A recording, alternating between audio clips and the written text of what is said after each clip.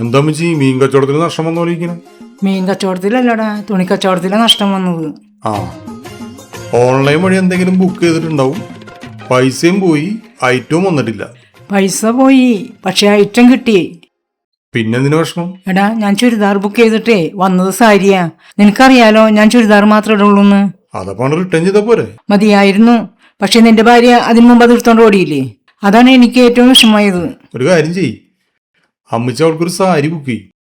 ഇവിടെ ഞാൻ ഇനി ഒരു സാരിയും കൂടി അവൾക്ക് വാങ്ങിച്ചു കൊടുക്കാം. അതല്ല അമ്മച്ചി, അമ്മച്ചി നേരത്തെ ചുരിദാർ ബുക്ക് ചെയ്തപ്പോ സാരിയല്ലേ വന്നേ. അപ്പൊ ഇപ്പൊ സാരി ബുക്ക് ചെയ്തിട്ടുണ്ടെങ്കിൽ ചുരിദാർ വരും. വരുവോ?